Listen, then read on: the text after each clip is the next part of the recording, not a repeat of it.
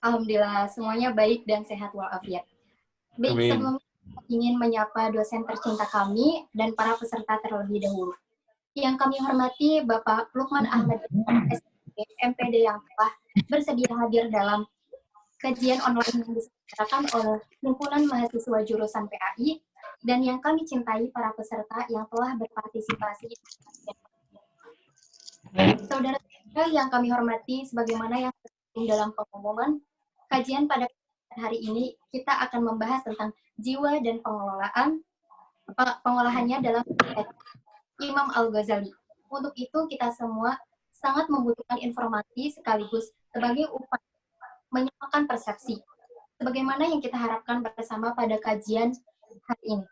Baiklah, langsung saja kepada materi yang terhormat Bapak Lukman Ahmad, dan tempat kami persilahkan. Assalamualaikum warahmatullahi wabarakatuh. Waalaikumsalam warahmatullahi wabarakatuh. Kajian ini tiap bulan ya? Bulan, Pak, insya Allah. Kajian terakhir membahas tentang apa? Terakhir, ini baru pertama, Pak. Ini baru pertama, oke. Kalau begitu kita lanjut saja, kita langsung akan saya share bahan yang sudah saya kirim ke teman-teman tadi, ke Hardi ya. Iya, Pak. Kelihatankah? Iya, Pak, kelihatan, Pak. Ya, kelihatan. Ini kelihatannya malah di halaman terakhir. Oke, saya kembalikan ke halaman pertama.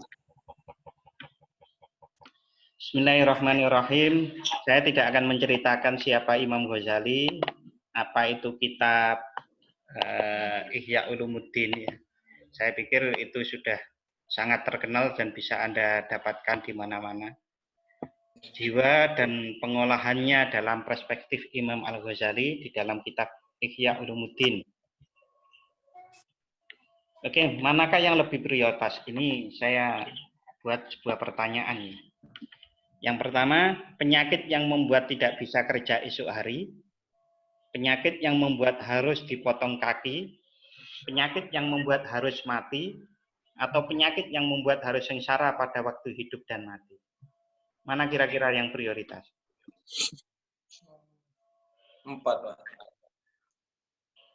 Ya, nomor 4 itu lebih dari mati di dunia. Karena di dunia mati, di akhirat mati, di dunia sengsara, di akhirat sengsara. Tapi ini kan keyakinan ya. Jangan-jangan kalau bukan Anda, bukan anak PAI, jawabnya lain. Ada kemungkinan seperti itu enggak ya? Besok mau harus dipotong kakinya atau sengsara sehidup selama hidup dan mati. Mungkin kalau saya sih memang itu, bahwa penyakit yang membuat sengsara hidup dan mati itu harus disembuhkan. Nah, saudara-saudari, seseorang yang tidak mengikuti aturan-aturan Allah Subhanahu wa Ta'ala itu pada dasarnya dia akan sengsara di dalam kehidupan dan kehidupan di dunia ini dan mati. Ini Anda percaya atau Anda yakini atau ya kita yakini bersama-sama ya? Iya, Pak. Ya, Imam Ghazali caranya seperti itu di dalam kitabnya, cara menjelaskannya. Apa-apa itu dibandingkan. Kalau memang sesuatu itu tidak menguntungkan, mengapa sih harus dikerjakan? Nah, termasuk kalau ilmu tentang jiwa dan pengolahannya, Imam Ghazali sangat detail. Detail dalam pengertian ya sangat penting sekali. Maka orang berilmu tentang jiwa dan bagaimana cara membersihkannya itu adalah wajib, bahkan fardu ain. Kalau seseorang itu sholat jamaah itu fardu kifayah, sholat mayit itu fardu kifayah, maka orang mengerti jiwanya dan membersihkan jiwanya itu fardu ain. Wajib, setiap orang wajib mengerti. Imam Ghazali begitu.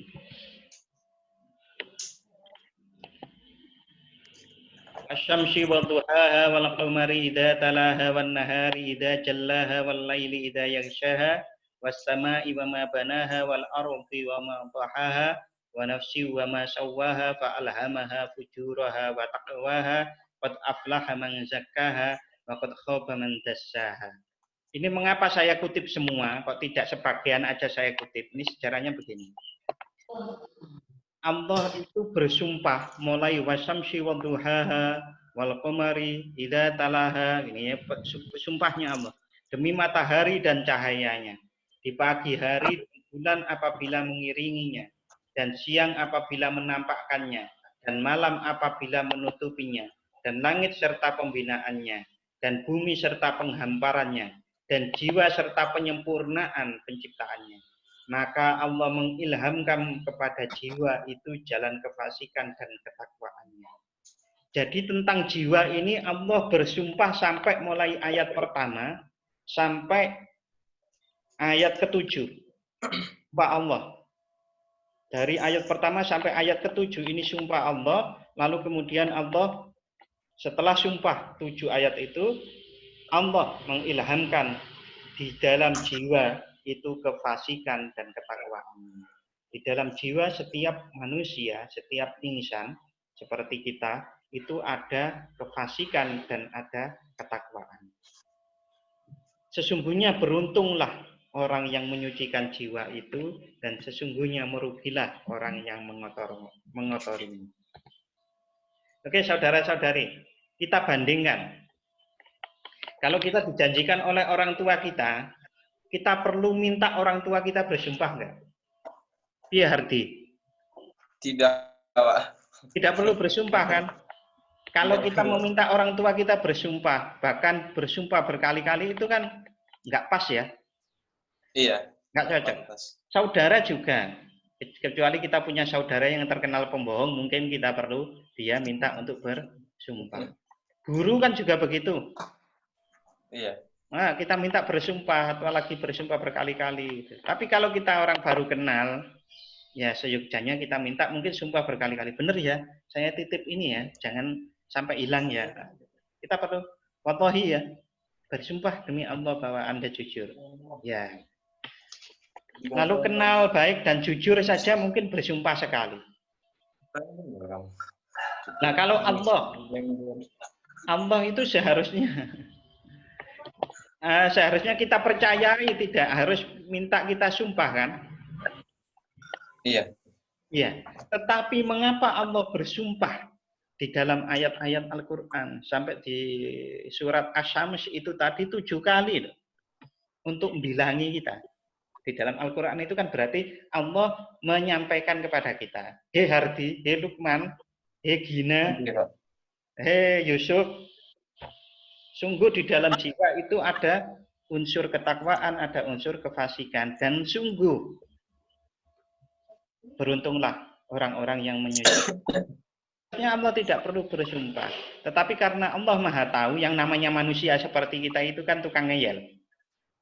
Iya. Tukang ngeyel kita itu. Lupa, suka ngeyel, suka nggak berterima kasih, itu kita.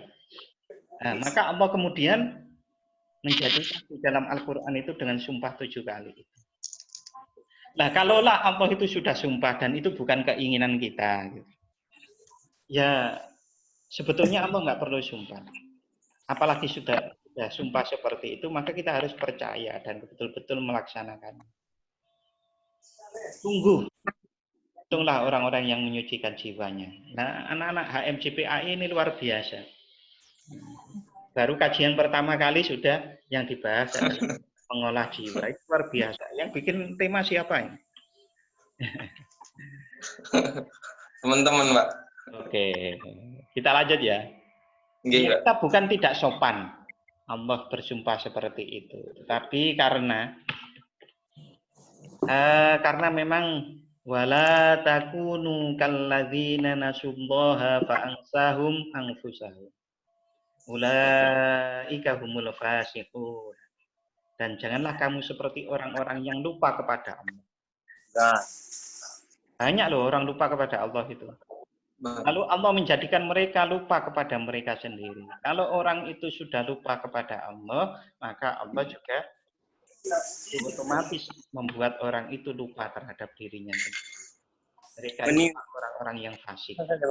Ini dalam Quran surat Al-Hasyr atau surat ke-59 ayat.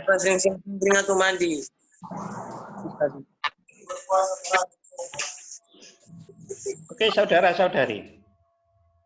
Kalau dari belakang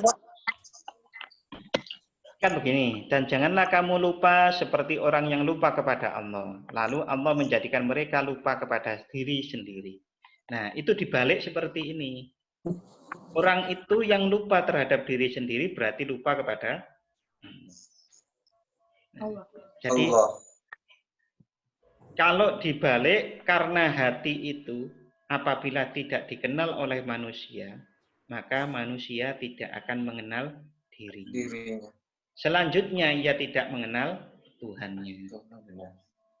Nah, Pak, hati itu jiwa atau bukan? Di dalam Ihya Ulumuddin, Imam Ghazali antara jiwa dengan hati itu disamakan. Disamakan pengertiannya. Kalau Imam Ghazali menyebut jiwa yang penuh syahwat, yang syahwat dan angkara itu. Tapi jiwa yang dimaksud Imam Ghazali di dalam Ihya itu jiwa itu adalah diri manusia. Sehingga hati itu adalah inti daripada jiwa tersebut. Kita sering kali kan kalau ada orang yang tidak baik, sama sekali tidak baik, orang itu dikatakan tidak punya hati. Ya kan? Ada anak kok durhaka kepada orang tuanya, itu disebut orang, wah itu dia tidak punya hati. Ya maksudnya tidak punya kedirian. Kalau tidak punya diri, yang menguasainya setan. Itulah kelanjutan. Iya, maka coba mengapa orang itu tidak kenal hatinya? Karena kurang belajar sungguh-sungguh atau kurang sungguh belajarnya atau yang dipelajari lain. Mengapa orang tidak mengenal hatinya, lalu kemudian tidak mengenal dirinya dan kemudian tidak mengenal Allah? Ya, kurang sungguh-sungguh atau yang dipelajari lain. Contoh, orang yang tiap harinya itu adalah fokus untuk mempelajari ilmu akuntansi. Nah, dia hampir 24 jamnya itu bahkan mimpinya aja mimpi ilmu akuntansi. Maka otomatis dia tidak belajar tentang hatinya, tidak belajar tentang dirinya. Maka bagaimana bisa mengenal? Intinya seperti itu. Saya belajar, Pak, mengenal diri saya sendiri. Sungguh-sungguh enggak? Sungguh-sungguh itu sering saya ceritakan, kalau petani itu ya sungguh-sungguh jadi petani, mahasiswa itu sungguh-sungguh jadi mahasiswa, berarti waktunya lebih banyak digunakan untuk bertani atau belajar bagi mahasiswa. Bukan ngegame, gitu kan. Kecuali ngegame-nya itu adalah ngegame belajar. Adakah ngegame belajar? Untuk alam saya nggak tahu ya, yang tahu kalian. Oke, gitu saudara-saudari ya. Jadi manusia itu tidak mengenal hatinya, lalu kemudian tidak mengenal dirinya, tidak mengenal Tuhannya, itu ya karena tidak sungguh-sungguh. Di antaranya yang diceritakan Imam Ghazali di dalam Ihya. Manusia berdasar penciptaannya, susunan badannya terdiri dari 4 campuran. Sifat kebuasan, sifat kebinatangan, sifat kesetanan, dan sifat ketuhanan. Itu di dalam diri manusia, siapa saja. Bahkan yang disebut kiai, yang disebut ulama itu, walaupun sudah menjadi ulama, sudah menjadi kiai, itu di dalam dirinya tetap ada. Sifat kebuasan, sifat kebinatangan, sifat kesetanan, sifat ketuhanan. Tinggal bagaimana pengendalian terhadap sifat itu. Oleh karenanya, ada cerita begitu ada orang yang sudah menjadi seorang ulama besar, seorang syekh, akhirnya juga bisa kemudian terjerembab ke lubang dosa yang akhirnya juga kewaliannya dicabut oleh Allah Subhanahu wa Ta'ala. Nah, itu kan ada cerita itu. Nah, oke, kita lanjut. Atau mau tanya dulu? Lanjut dulu aja, Pak. Lanjut dulu. Oke. Ya. Ini ada sebuah ilustrasi. Seolah-olah karena 4 sifat, ya. Kalau di avatar Eng itu kan ada tanah, air, api dan Udara. udara. Ya. Angin apa udara? Udara. Udara. Nah, oke. Nah, kalau Imam Ghazali tadi ada 4 itu. Nah, ini di Imam Ghazali mengibaratkan ada 4 juga. Yang satu itu anjing. Anjing itu buas, menerkam, bersifat permusuhan dan galak. Ada juga di dalam diri manusia itu sifat babi. Nafsu, syahwat, rakus, tamak. Sering dengar atau cerita ada seorang yang sudah dibuka mata hatinya oleh Allah melihat orang lain itu kepalanya anjing gitu ya, kepalanya babi. Itu sering ya dengar cerita-cerita seperti itu. Ini tampaknya juga diambil dari hasanah-hasanah seperti Imam Ghazali. Ada yang juga yang ketiga setan. Setan itu selalu menggerakkan nafsu syahwat babi dan kemarahan binatang buas. Jadi setan inilah yang menggerakkan, menggoda agar nafsu syahwat yang babi ini dan permusuhan atau kemarahan buasan ini muncul. Nah, manusia itu mempunyai pikiran atau ahli pikir, ahli hikmat, menolak godaan dan tipuan setan dengan membuka tipuannya dengan pandangan hati yang cemerlang. Contoh, kalau umpamanya setan itu ingin menggoda kita bahwa kita harus bermusuhan dengan teman kita, kan akal pikiran kita ngapain kita harus memusuhi teman kita? Teman kita itu kalau kita bisa berteman dengan baik malah bisa saling mengisi, saling memberikan ilmu dan yang lain-lain, kan begitu.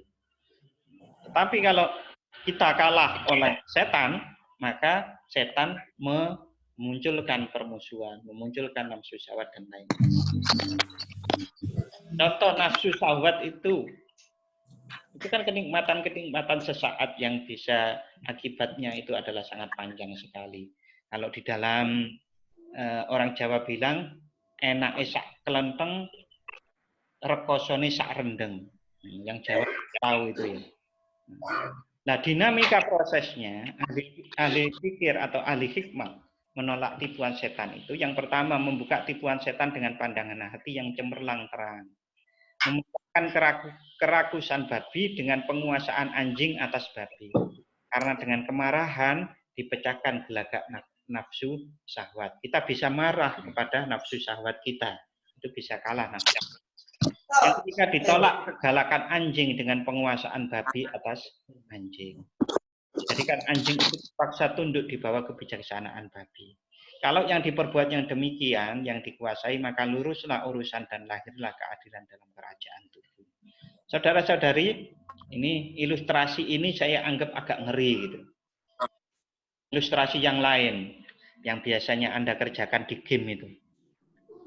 Buat kerajaan maksudnya. Di game itu kan banyak yang game kerajaan ya itu. Game apa itu? Ada glory itu kalau saya muncul buka Facebook itu of glory itu apa? Dota Pak, Dota.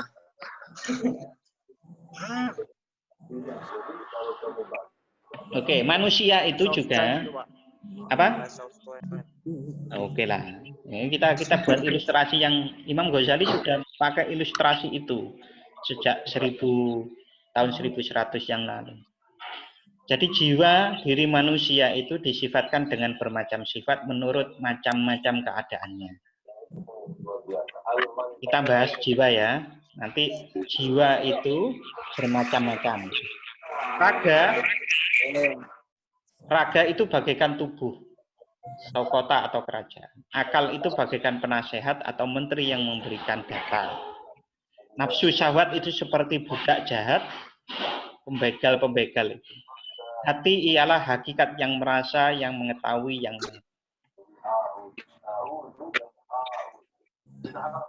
tubuh itu kerajaan milik jiwa, milik nafsu. anggota-anggota tubuh dan kekuatannya adalah seperti tukang-tukang dan pekerja-pekerja. Kekuatan akliyah yang berpikir baginya itu adalah seperti penunjuk yang menasehati dan menteri yang berakal pikiran. Acak dolan mana ya? Di maling gerong. Bisa di-silent-kan dulu yang nggak berbicara. Oke. Sapinya bundi. Sapinya bundi. Oke. Hukum-hukum dalam hadis dalam Al-Quran, mereka ikut dalam hadis. Imam Bukhari yang mazhabnya Syafi'i. Apa menyebut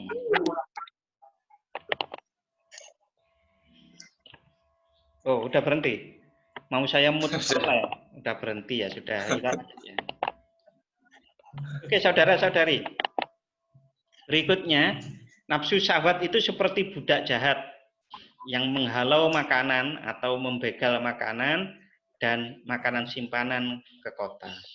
Panasnya hati kemarahan itu adalah seperti orang yang mempunyai polisi. Lalu kemudian, dan budak yang pembohong, pengicu, pengacau, penipu, keji, yang membentuk dirinya dengan bentuk penasehat. Jadi, budak-budak pengacau itu bisa berperan juga sebagai penasehat. Tetapi nasihatnya itu adalah kejahatan dan racun yang membunuh. Sifat dan kebiasaan itu bertentang bagi menteri yang menasehati dalam semua pendapat dan pengaturannya, dan tidak terlepas sesaat pun daripada perlawanan dan penentangan. Oke. Secara sederhana, saudara-saudari, tubuh itu adalah sebuah kerajaan yang diperintah oleh jiwa kita. Akal kita itu adalah menteri yang menasehati dengan kebaikan-kebaikan. Sedangkan budak itu adalah nafsu, syahwat yang sebaliknya daripada menteri yang menasihati dari kebaikan-kebaikan itu. Tinggal bagaimana kita itu mengelola. Apakah yang menguasai diri kita itu adalah budak-budak syahwat ataukah menteri-menteri yang berakal sehat. Kalau kita itu adalah orang yang terpengaruh oleh nasihat-nasihat jahat budak, maka menteri yang berakal sehat itu kalah. Kalau akal sehat yang kita gunakan, yang kita turuti, maka budak-budak yang jahat itu yang kalah. Sederhana ya, menjadi orang baik itu sepertinya sederhana. Menjadi orang baik itu sederhana. Turuti akal sehat, bukan akal jahat. Akal jahat itu berarti yang berasal dari nafsu syahwat itu.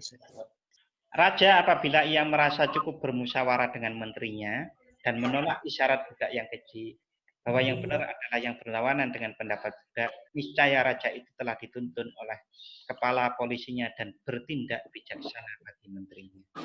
Hanya itu, kita itu mau sholat kalau akal sehat kita jalan. Nah, akal sehat itu kita dipengaruhi oleh ilmu pengetahuan. Kalau ilmu pengetahuan bahwa sholat kita itu penting, sholat itu sangat penting, sangat perlu, ya kita sholat. Kalau enggak, ya enggak. Wah, mau sholat atau mau tidak? Nah, mau bangun subuh atau tidak? Ya karena kekuatan kemauan syahwat kita itu umpamanya pinginnya enak-enakan, ya biasanya yang sehat kalah. Intinya seperti itu. Ia menjadikan menterinya tempat musyawarahnya yang berkuasa dari pihaknya terhadap budak yang keji. Menteri sama budak itu kan harusnya menang menteri kan. Tetapi bisa ya di sekak, di catur itu menteri kalah sama budak ya? Bisa. Bisa. Ya itulah manusia juga seperti itu. Kita itu bisa dikalahkan oleh budak, padahal kita punya menteri. Menteri tidak kita turuti, ibaratnya seperti itu. Nah, kalau menteri akal sehat itu yang kita turuti, luruslah urusan dalam negeri tersebut dan dengan sebab demikian teraturlah keadilan. Oke, begitu. Nah, ini sebetulnya kita gunakan akal sehat kita. Akal sehat yang mana? Wah, kalau belum ngerti, kita sebagai orang Muslim belum ngerti Al-Quran, ya belajar Al-Quran. Sederhana sekali toh. Iya. Udah selesai pengajian. Oke. Oke, hati itu bagaikan cermin. Mengapa hati itu bagaikan cermin? Di cermin itulah yang bisa tampak segala hakikat kebenaran segala hal. Jadi kalau kita itu mau mendahulukan hati kita sebelum kita melangkah mengambil keputusan apapun, biasanya keputusannya kan sudah dipikirkan masak-masak baik-baik. Karena kalau kita sudah masukkan ke hati, keputusan apa yang kita ambil, biasanya akal sudah ikut, nafsu juga ikut. Nah, tapi kalau nafsu yang menang, maka kita siap-siap. Kalau saya mengambil keputusan ini, umpamanya jelek, saya harus siap-siap dengan konsekuensinya. Ada kan orang yang seperti itu, ngerti tapi tetap ingin mengerjakan yang salah, banyak kan? Banyak. Nah, banyak, dan dia juga tahu konsekuensinya. Nah, itu sudah dipikirkan. Berbeda kalau orang yang hanya dorongan tanpa dipikirkan di hati itu, walaupun mengambil keputusan, ya kadang-kadang dia nggak tahu atau gerusa-gerusu. Hati itu betul-betul adalah tempat tampak dari segala kebenaran. Sehingga dalam satu kesempatan Gusmus itu pernah mengutip dari mana, saya belum cek, bahwa hati itu adalah tempat singgasananya Allahu Rabbi. Tidak bisa muat apapun yang ada di alam semesta. Allah tidak bisa dimuat apapun. Yang muat adalah cuma hati. Ini hati ini ilustrasinya. Oke, saudara-saudari. Mengapa hati biasanya kok tidak berfungsi? Kalau hati itu kan dimiliki setiap orang. Tapi mengapa hati kita, hati Anda, hati saya, kok tidak bisa berfungsi maksimal sehingga bisa melihat segala hakikat kebenaran itu? Yang pertama, Imam Ghazali mengungkapkan karena hati kita tidak berisi ilmu pengetahuan. Kekurangan pada hati itu sendiri. Pertama, karena seperti hati anak-anak itu tidak berisi ilmu pengetahuan, maka tidak menampak padanya pengetahuan karena kekurangannya, artinya tidak mempunyai ilmu tersebut. Ya, bagaimana orang mau mengenal Tuhan, mengenal Allah, kalau yang diucapkan dan syahadat tapi tidak pernah diperdalam olehnya. Asyhadu an la ilaha illallah, saya bersaksi bahwa tidak ada Tuhan selain Allah. Tapi dia tidak pernah. Karena apa dia syahadat? Karena dia harus nikah dengan seorang putri, dia syahadat. Kan? Tetapi dia tidak mendalami who is Allah, siapa Allah. Tidak pernah, ya cukup bahkan sholat atau tidak. Intinya biar dia cuma nikah. Gitu. Ya maka hatinya tidak berisi pengetahuan tentang Allah. Maka hatinya tidak akan bisa bagaikan cermin yang menerima hakikat-hakikat kebenaran. Itu yang pertama. Yang kedua, hatinya banyak maksiat. Hatinya sudah banyak ilmu pengetahuan, penuh di sini. Bahkan hafal Al-Quran, artinya apa? Umpamanya begitu. Tetapi karena masih banyak melakukan maksiat-maksiat, maka hatinya itu adalah yang harusnya hati itu mampu menerima, bagaikan cermin mampu menerima hakikat kebenaran, tidak bisa menerima hakikat kebenaran tersebut. Imam Ghazali mengibaratkan maksiat itu seperti noktah atau bulatan hitam di kertas. Kalau kita melakukan maksiat sekali, maka ada noktah. Kalau berkali-kali, maka kertas itu akan penuh dengan tinta itu. Nah, di dalam Al-Quran diungkapkan sebetulnya agar tidak terlalu hati itu berkarat dengan noktah-noktah hitam, ya seringlah juga berbuat kebaikan. Jadi selain ya karena belum kuat untuk maksiat kecil loh ya, bukan maksiat besar ya. Ya kita banyak istighfar, banyak baca sholawat, banyak sedekah, tetap wudhu, sholat sunnah, gitu kan. Berarti yang STMJ itu kan sholat, terus maksiat, sama kayak begitu. Ya tapi tidak apa-apa, itu masih lebih baik loh daripada maksiat terus tanpa kebaikan. Ya, caranya bagaimana? Istiqomahlah pada satu tugas-tugas kebaikan. Satu umpamanya, sholat kerjakan, harus sholat. Kalau dari dulu punya sholat sunnah, saya tiap malam sholat sunnah ba'diyah maghrib, ya dijalankan terus, itu kebaikan-kebaikan. Biasanya kalau dijalankan terus itu kan menjadi, kalau nggak dikerjakan nggak enak. Saya tiap malam, saya membaca istighfar 100 kali, Pak. Baca sholawat 100 kali. La ilaha illallah 100 kali. Kerjakan itu, walaupun kadang-kadang masih maksiat.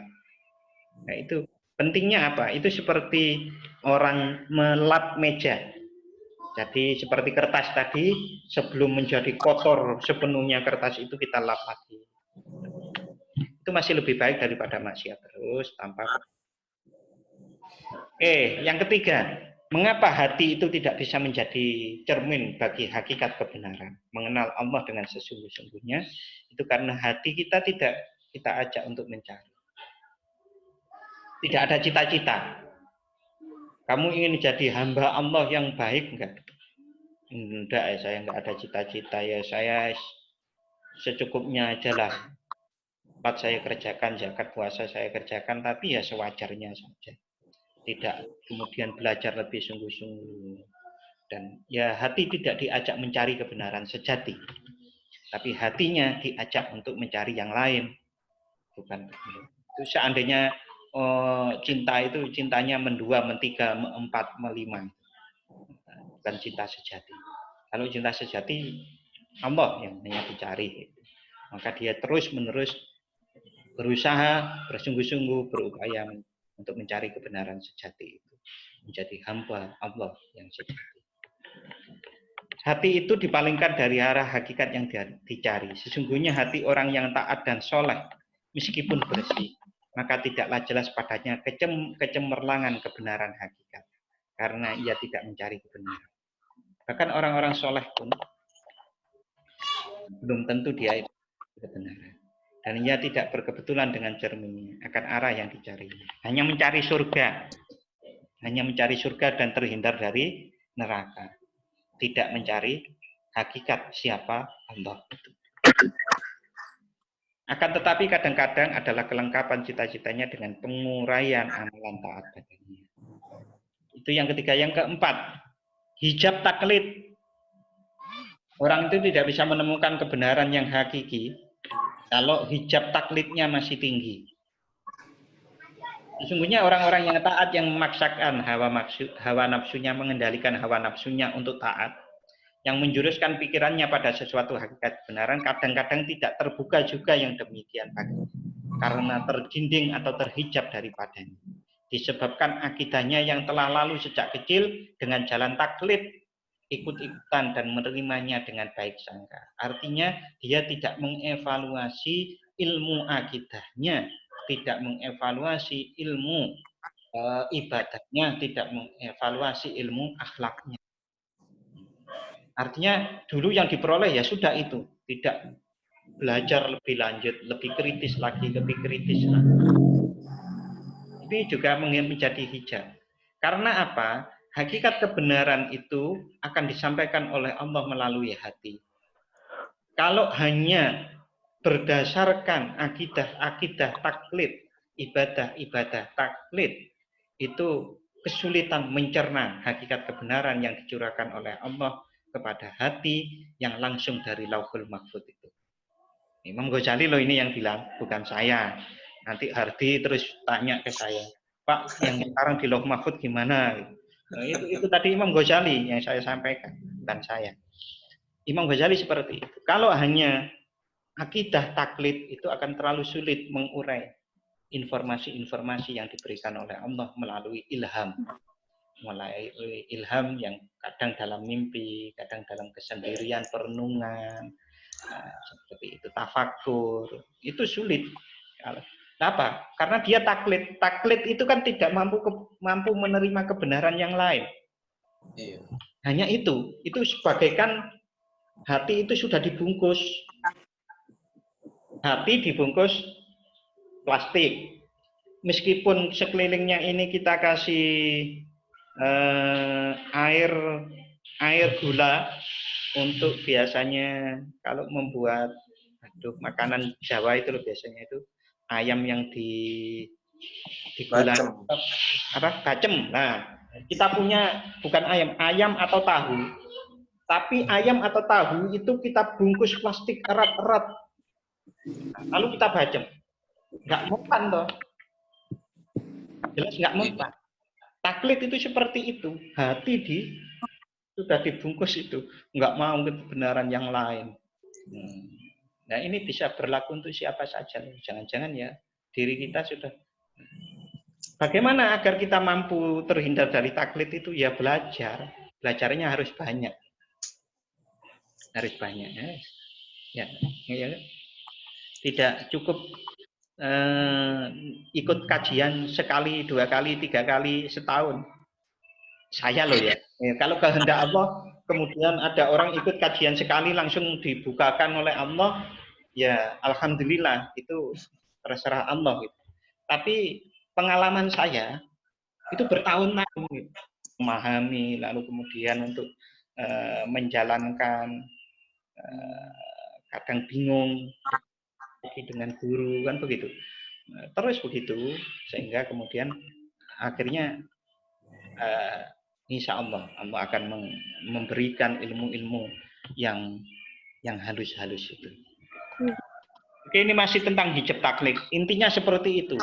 Taklid itu seperti membungkus sangat rapat sehingga kebenaran yang lain nggak bisa masuk. Yang terakhir, yang kelima itu adalah bodoh tentang apa yang dicari hati. Bodoh tentang arah. Bodoh tentang arah yang diperoleh padanya yang dicari. Sungguhnya orang yang mencari ilmu itu tidak mungkin memperoleh ilmu dengan kebodohan. Jadi orang itu juga harus pandai, pintar. Gitu. Kalau bodoh lalu belajar terus-menerus, ya harus dipinterkan dulu. Dipinterkan itu ya belajar terus-menerus agar kemudian menjadi lebih pandai kan begitu. Ya kalau orang itu walaupun bodoh kalau terus-menerus belajar pada satu saat akan dibukakan oleh Allah. Sehingga ada yang namanya Ibnu Hajar, anaknya Batu itu diceritakan dia itu nggak pandai waktu sekolah bertahun-tahun sampai putus asa. Putus asa itu kemudian ke ulamanya, ke syekhnya atau kiainya. Yai, saya sudah cukup belajar di sini ya. Teman-teman sudah pada lulus, saya nggak lulus-lulus. Nah, akhirnya, nah kamu kenapa? Belum lulus kok pingin pulang. Nah, saya itu kok bodoh sekali. Namanya batu saja kalau kena air terus-menerus itu akan lobang juga. Cobalah kamu sekarang pulang dulu, tapi balik. Pulang minta doa orang tua. Akhirnya didoakan dengan sungguh-sungguh oleh orang tua juga. Akhirnya menjadi pintar. Dari itu orang tua. Kalau kita mencari hakikat kebenaran, mencari Allah, itu pada dasarnya kan ridho Allah yang kita cari. Nah, ridho Allah itu juga terkait dengan ridho orang tua. Maka ridho orang tua sangat penting. Oke, jadi ada 5 hal itu ya. Saya ulang ya. Yang pertama, itu hati tidak mempunyai ilmu, tidak berisi ilmu pengetahuan, sering maksiat, hati tidak mencari, terhijab oleh taklid, dan yang keempat adalah bodoh. Saya ini mau cari apa ya hidup ini? Bingung sendiri. Nah, pengelolaan jiwa. Intinya ini tulisan yang paling atas bunyinya apa ini? Yang berkehendak berarti adalah yang dikehendaki ya. Ya. Itu artinya apa? Kalau ada orang berkehendak untuk membersihkan dirinya, ingin menerima hakikat kebenaran, itu berarti dia dikehendaki oleh Allah untuk menjadi orang baik. Amay yuridillahu ayyahdiyahu yashrah sadrahu lil Islam. Barang siapa dikehendaki oleh Allah untuk Allah memberi petunjuk kepadanya, niscaya dibukakannya hatinya menganut agama Islam yang benar-benar. Ya, Islam yang benar itu kan Islam yang hatinya mutmainnah, yang betul-betul kenal Allah, yang ma'rifat kepada Allah. Artinya kalau HMJ ini berkehendak untuk saya terkejut juga, ini kok temanya pengelolaan jiwa itu terkejut tapi senang gitu. Karena apa? Ini siapa ya yang dikehendaki oleh Allah untuk kemudian menjadi orang-orang baik. Ya mudah-mudahan semuanya ya. Amin. Intinya seperti itu. Berbahagialah, bersyukurlah kalau sudah punya keinginan baik. Apalagi keinginan baik yang seperti ini. Pengelolaan jiwa untuk menuju kepada Allah, mengenal diri, mengenal hakikat hati, mengenal Allah. Oke, pondasinya untuk menuju ke sana itu adalah yang pertama sungguh-sungguh. Walladzina jahadu fina lanahdiyannahum subulana wa innallaha lama'al muhsinin. Dan orang-orang yang berjuang dalam urusan kami, berjuang itu sungguh-sungguh, niscaya akan kami tunjukkan kepada mereka jalan kami. Oke, sungguh-sungguh pasti Allah akan memberikan jalan. Pasti Allah memberikan. Sungguh itu ya kalau seperti orang lagi jatuh cinta itu loh Hardi. Iya.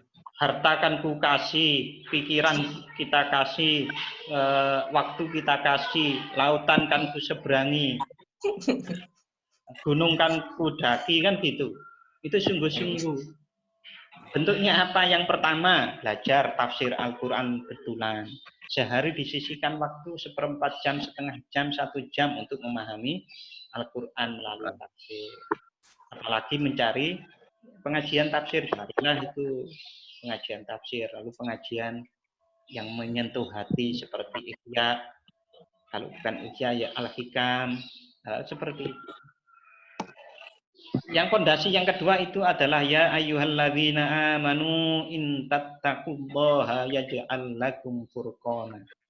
Orang yang berkehendak menuju Allah itu kalau berproses dengan sungguh-sungguh pasti akan diberi ini. Antara pembenar dan yang salah itu peka. Peka dia. Wong melihat orang lain, kadang-kadang melihat orang yang memang betul-betul dia berprofesi sebagai penipu saja terasa kok. Nah, ini hidupnya orang itu penipu. Itu terasa. Orang-orang yang menerima ilmu-ilmu dari Allah seperti itu akan merasa. Anda kok ditipu ya sengaja biar nggak menipu orang lain, biar menipu saya saja. Itu ada juga. Quran inilah keterangan yang jelas untuk manusia, pimpinan kepada pengenalan, kebenaran dan pengajaran untuk orang-orang yang memelihara dirinya dari kejahatan. Oke, tapi itu sekali lagi ya, bukan sulapan sehari 2 hari, sebulan 2 bulan, bahkan setahun 2 tahun. Ini prosesnya sangat panjang. Kadang ya pakai bingung ya diskusi, jangan hanya diam, bingung kok dipikirkan sendiri. Ya kalau bisa selesai, kalau enggak. Oke, nah ini setelah pondasi, ini pendekatannya. Annalladzina taqau idza massahum ta'ifum minasyaitan tadzakkaru fa idza hum mubsirun. Sesungguhnya orang yang bertakwa apabila mereka ditipu setan datang berkunjung, mereka ingat kembali dan ketika itu mereka menjadi orang-orang yang mempunyai pemandangan. Ini intinya pendekatannya adalah yang pertama, lawanlah bisikan setan dengan mengingat Allah. Tadi itu ibaratnya kan babi dan anjing. Lalu babi dan anjing dimainkan oleh setan untuk mempengaruhi manusia. Nah, agar setan itu kan musuhnya ingat kepada Allah. Maka ingatlah kepada Allah untuk mengendalikan setan agar tidak mengendalikan babi dan anjing itu tadi. Masih ingat ya babi dan anjing di atas tadi? Penjelasan tentang itu. Kita sering-seringlah berzikir kepada Allah.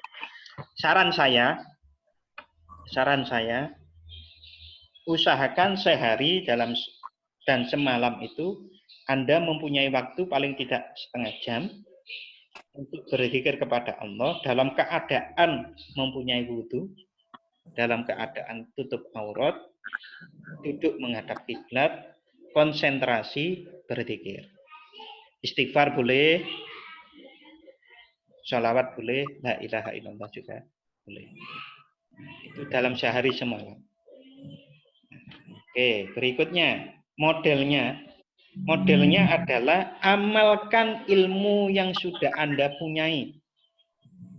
Sholat itu wajib, kerjakan.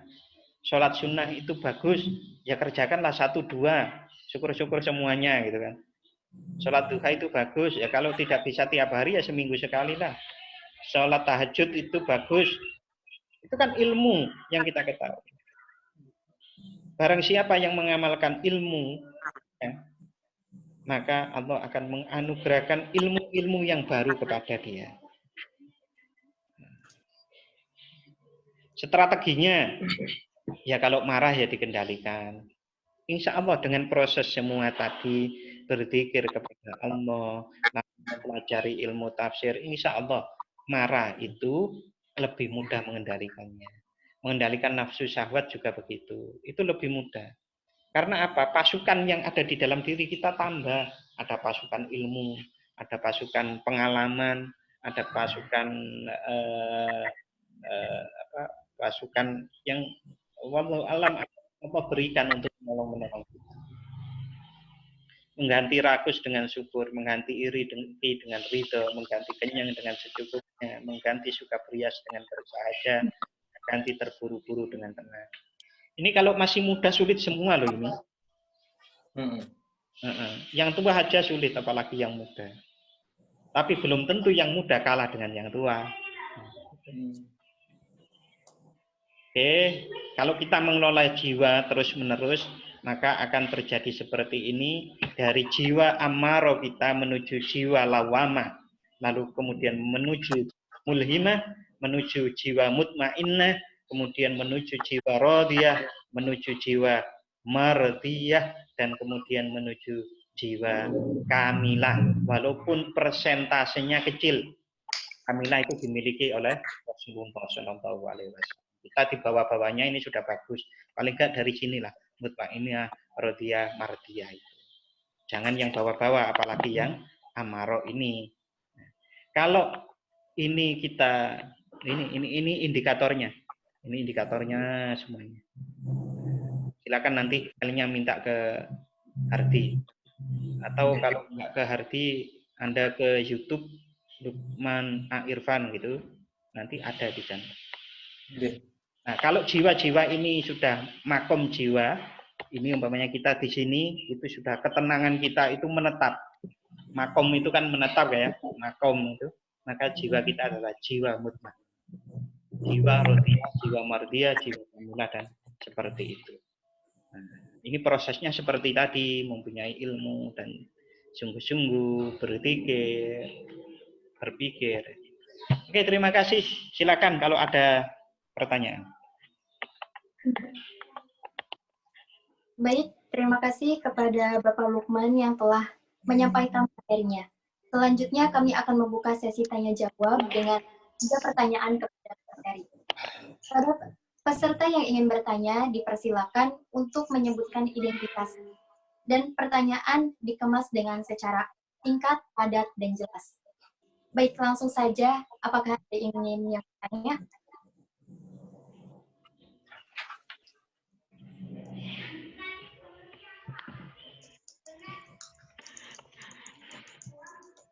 Oke, silakan. Ada yang mau bertanya?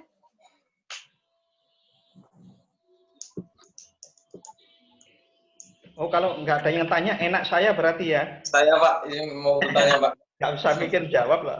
Oke, silakan Adri.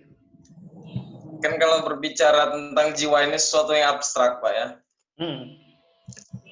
Nah, saya ingin tanyakan ketika kita menghadapi suatu masalah Pak, yang itu terkait dengan jiwa, contohnya naik turunnya iman kita itu kan terkait besar dengan jiwa.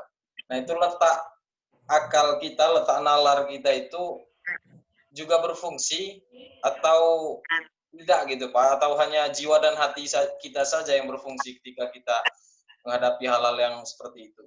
Apakah akal berfungsi atau tidak gitu? Ya intinya saudara-saudari ya, terutama Harti yang tanya. Sebetulnya apa yang dikaruniakan oleh Allah Subhanahu wa taala pada kita? Ya, ada nafsu, ada akal, ada jiwa kepribadian kita, ada hati, itu semua harus difungsikan di dalam hidup ini. Kita tidak bisa meninggalkan salah satunya. Bagaimana untuk mengetahui kedirian kita yang dinamakan jiwa itu?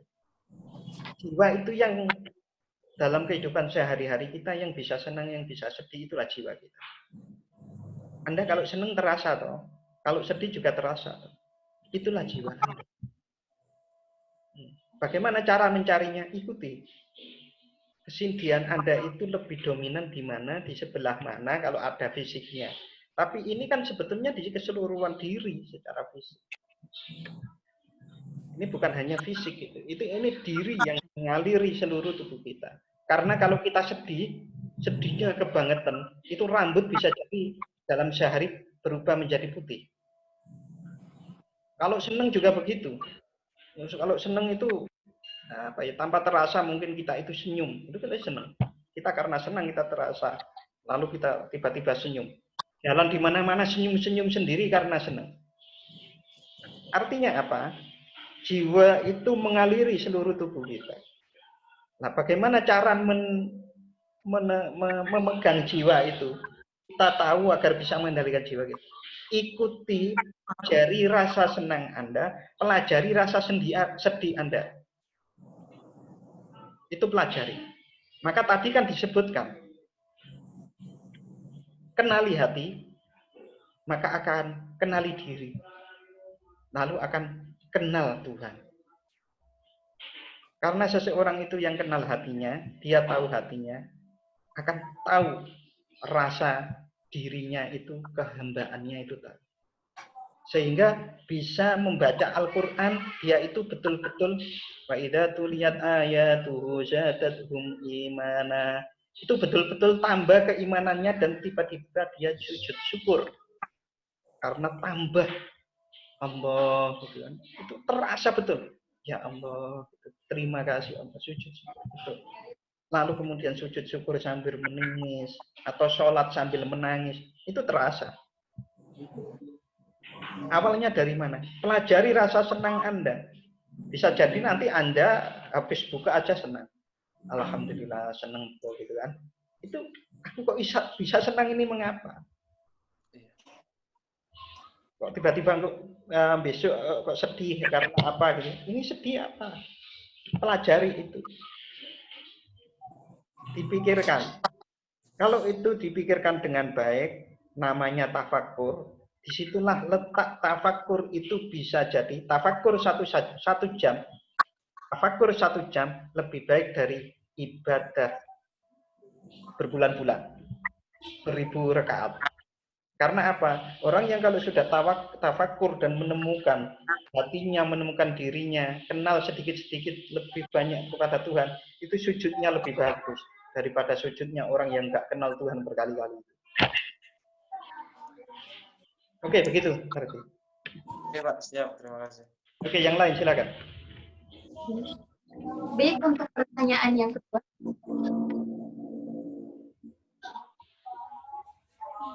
Begini Pak, saya Muhammad Fagi ingin bertanya Pak. Oke, silakan Fagi. Begini Pak, ketika saya mempunyai kesempatan untuk berbuat dosa ya Pak. Ya. Ketika saya telah melakukan dosa tersebut, itu pasti dikuatkan oleh hawa nafsu saya dan oleh bujukan rayuan setan. Nah, setelah saya melakukan dosa tersebut, lalu saya ingin bertobat.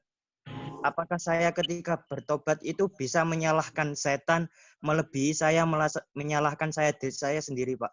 Karena setan itu kan sudah sudah menjadi tugas dia untuk mengajak ke perbuatan buruk, Pak. Bagaimana, Pak? Oke. Jadi perbuatan buruk yang dilakukan karena terpaksa artinya akal pikiran kita itu tidak tahu, maka itu diampuni oleh Allah. Halo, tahu ya? Seperti saya makan daging, ya ada orang makan daging babi karena tidak tahu. Itu diampuni oleh Allah enggak? Diampuni oleh Allah kan? Iya, Pak. Nah, kita itu tahu enggak kalau itu adalah godaan setan. Setan itu musuh kita. Kita kan sudah tahu dari dulu. Iya kan? Setan musuh kita itu kan sudah tahu toh, pakai. Iya, Pak. Ya enggak bisa disalahkan setan. Memang musuh kok. Musuh itu kan kerjaannya menyesatkan kita. Yang enggak bisa kita menyalahkan setan. Nah, yang bagus dalam kesempatan itu adalah mengakui kesalahan kita. Mengakui kedoifan kita. Mengakui ketidakberdayaan kita. Kekalahan kita dengan setan. Kekalahan kita dengan setan. Bukan menyalah-nyalakan setan loh. Mengakui kekalahan kita dengan setan. Oleh karenanya kita harus bertobat dan minta perlindungan kepada Allah. Itu gunanya a'udzubillahi minasyaitonirrajim. Sederhana ya? Ya, Pak. Baik, Pak. Ya, sederhana. Orang itu a'udzubillahi minasyaitonirrajim. Saya berlindung kepada Allah dari godaan setan yang terkutuk. Itu dihikmati. Dihikmati itu, Allah itu dikuasa daripada setan. Nah, kok saya sudah doa kok masih kalah gitu? Apa Allah nggak melindungi saya? Berarti Anda yang berusaha keluar dari perlindungan Allah. Tahu maksud saya ya? Iya, Pak. Paham, Pak. Karena saya pernah cerita mungkin ya, kalau ada orang ditawari minum minuman keras, pertama kalinya sebelum dia pernah minum minuman keras, pasti menolak kan? Iya. Itu perlindungan Allah melalui informasi hati nuraninya. Hati nuraninya itu bergolak, jangan, itu jelek. Orang mau nyuri itu pasti akan bilang, jangan nyuri, itu jelek. Nah, itu perlindungan Allah. Hati nuraninya bilang, kita dibilang. Saat kita itu memutuskan, enggak apa-apa lah, itu dia berarti kita melepaskan perlindungan Allah dari dalam diri kita. Mudahnya kalau ini jalan Allah itu lurus ya. Dikasih rel oleh Allah lurus, kita dilindungi oleh Allah di jalan lurus. Tetapi yang kita lakukan adalah kita belok ke kiri jauh-jauh. Ya, perlindungan Allah di jalan lurus itu, bukan di sebelah kiri yang jauh itu. Walaupun karena kasih sayang Allah, kita itu walaupun tersesat di kiri panjang, kadang-kadang masih dijemput juga oleh Allah. Ayo sini, tobat yang beneran. Kan ada gitu toh, banyak cerita kan, orang sudah membunuh, pokoknya kejelekan di dunia ini tidak ada yang tidak dilakukannya, semua sudah dilakukannya. Tapi karena dia ingin tobat betul-betulan, ya diterima oleh Allah. Oke gitu, ada yang lain yang mau tanya? Baik, Pak, terima kasih. Sama-sama. Handal Pratama mau tanya enggak, Handal?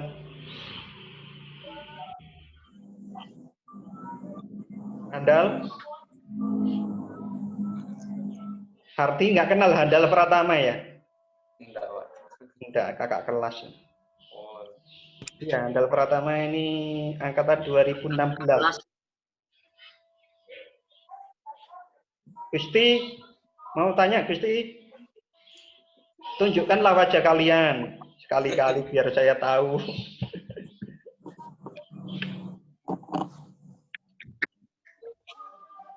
Nah, ini kue Gusti, Pak. Ape. Gusti Fajari. Hadir. Di mana kamu? Kotanya? Kamu di mana, Gusti? Di Kalimantan, Pak, Balikpapan. Balikpapan. Nah, tadi yang dari Merauke. Ya Pak, hadir Pak. Davi, di mana Davi? Di Kalimantan Pak. Kalimantan Berau. juga. Ya. Mau jadi ibu kota ya? Tetangga ya, tetangga. Kayak ibu kota ya. Oke, terus siapa lagi ini? Kalau Gina di mana Gina? Kenapa Pak? Sekarang di mana?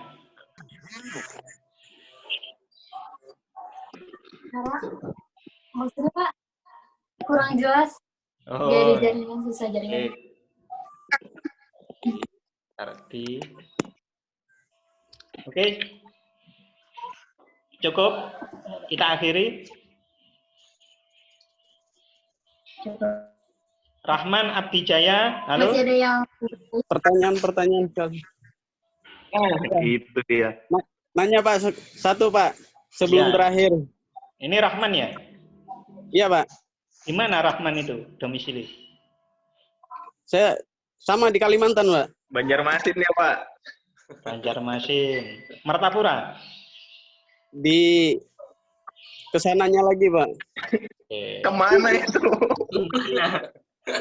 Silakan pertanyaannya. Ya, jadi kan kalau nggak salah ada ayat yang berbunyi seperti ini Pak. Wa ija soluhat jasadu. Wa ija pasadat jasadu kuluhu pasadat. Gimana? Ala wahya kolbu pokoknya terakhirnya gitu Pak. Nah, iya betul. Ya, jadi kalau pertanyaannya di situ kan apabila rusak semuanya akan rusak. Apabila akan bagus, bagus semuanya gitu. Jadi kedudukan hati itu lebih paling utama gitu Pak dibandingkan akal dan lain-lain. Oke, itu hadis ya. Yang pertama itu hadis bukan ayat. Kalau iya. ayat kan ayat Al-Qur'an. Nah, itu hadis itu begini. Nah, saya sudah mencoba memahami itu berkali-kali. Lalu sampailah Pak pada satu kesimpulan saya itu bahwa hati itu adalah tempat medan peperangan akal, nafsu amarah, nafsu yang jelek itu, lalu akal yang sehat itu, lalu medan peperangannya adalah hati. Nah, saat yang tadi itu loh, seperti ada kita ada anjing, ada babi yang lain. Nah, saat hati itu kalah oleh nafsu amarah dan teman-temannya itu, maka kita menjadi hati ini dikuasai. Jadi titik-titik hitam. Nah, hati itu penuh dengan dosa, maka semuanya menjadi perbuatannya itu munculnya ya dosa-dosa itu. Begitu juga hati itu saat dikuasai oleh akal sehat, maka dia akan bisa menjadi baik. Itu juga begini. Menurut Al-Hakim Al-Tirmidzi kalau tidak salah. Jadi hati itu tempatnya di dada. Di dalam dada itu ada hati, di dalam hati itu ada nurani atau hati kecil. Di dalam nurani itu ada fuad. Hati yang masih terpengaruh oleh kejelekan itu berarti masih yang di permukaan, di dada itu, belum ke dalam. Kalau sudah pakai nurani, ya kita biasanya menyebut hati kecil kita itu salah ya. Maka hati akan bisa hidup, ya hatinya hidup. Yang hati kecil itu hidup sehingga mempengaruhi hati secara keseluruhan. Apalagi yang kalau di dalamnya lagi ada fuad, dalamnya lagi itu ada lub yang kita sebut biasanya sebagai ulul albab itu. Ulul albab itu tidak remeh-remeh loh, itu hati yang paling dalam. Maka disitulah orang bisa yang disebut sebagai ulul albab itu berpikir setiap saat, melihat segala apa yang ada itu adalah kaitannya dengan Allah dan lain-lain. Itu dalam sekali itu. Lebih dalam daripada hati kecil. Padahal hati kecil saja itu sudah sangat luar biasa. Kita sering dilarang hati kecil kita untuk berbuat salah. Itu Rahman. Jadi saya mempelajarinya seperti itu. Karena pendapat banyak ulama itu berbeda-beda ya. Ada hati adalah rajanya. Akhirnya kok saya agak setuju bahwa yang paling tepat itu hati itu medan peperangan itu. Maka kan gini, yang disebut ulama itu kan sudah sampai lub ya. Tetapi kan ada ulama yang kemudian melakukan kejahatan. Itu artinya apa? Nafas, jiwa amaro itu juga bisa sampai kedalaman itu, mempengaruhi. Maka harus betul-betul betul-betul hati-hati. Harus tetap terus menjaga diri. Sehingga disebutkan oleh Allah di dalam satu ayat Al-Quran itu kan ittaqullaha haqqa tuqatih wa la tamutunna illa wa antum muslimin. Kemusliman itu harus dijaga sampai mati. Wala tamutunna, dan jangan sekali-kali kalian mati illa wa antum muslimun, kecuali kalian dalam keadaan berserah diri kepada Allah. Islam yang beneran itu Islam yang berserah diri kepada Allah. Jadi begitu. Halo, siapa lagi? Banjarmasin masih lama toh maghribnya? Satu lagi Pak. Oke, silakan. Perbedaannya antara kolbu sama domir ada nggak kira-kira Pak? Apa sama aja? Domir itu sifatnya. Domir itu sifatnya Pak? Ya. Ya, terima kasih Pak. Ya, kalau diperdalam lagi itu jadi betulnya begini loh. Hati itu mempunyai fisik, tetapi bukan itu. Fisik kita itu, hati itu kan yang seperti tanda ini tuh, yang sering. Kalian kalau buat gini tuh gimana? Love. Ya. Haikal sering tuh Pak, Haikal. Nah, itu kan jantung kita itu. Itu ada hubungannya dengan hati itu. Imam Ghazali seperti itu menerangkannya. Nah, berarti hati itu sendiri itu adalah suatu sifat yang ada di dalam diri kita yang mensifati hati jantung itu. Nah, domir itu adalah bagian salah satu dari sifat. Itu adalah satu satu sifat dari para ulama untuk hati. Oke, yang lain.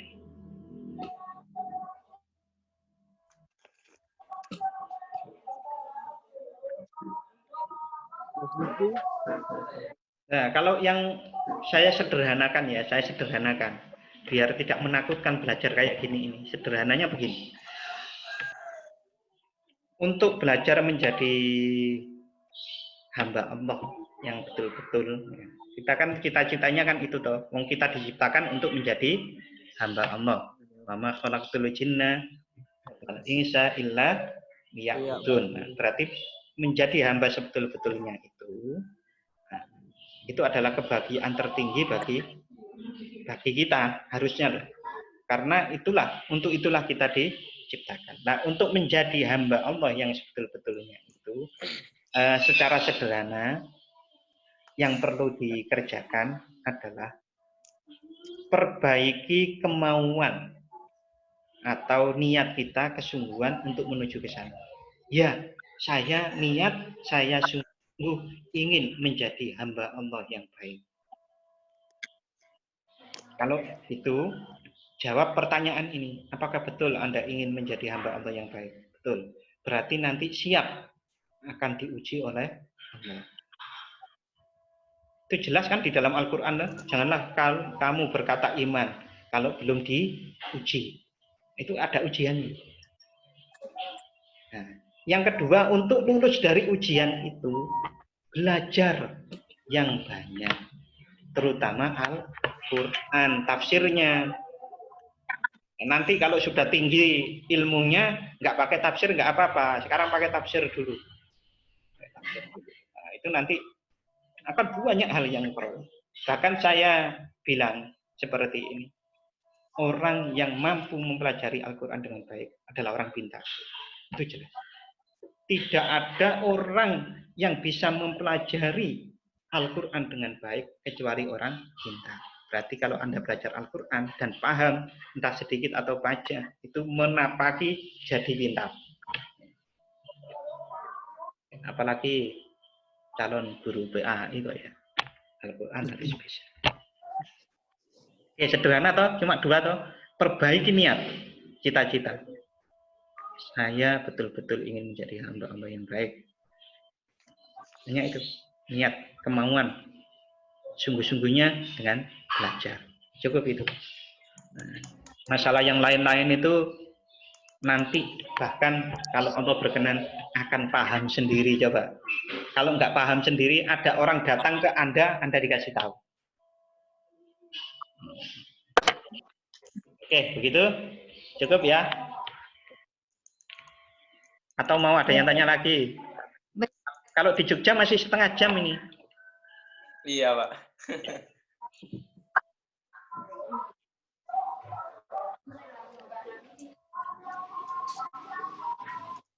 Baik, kami ucapkan terima kasih kepada Bapak Lukman yang telah menjawab pertanyaan secara keseluruhan dan telah menyampaikan materi dengan luar biasa.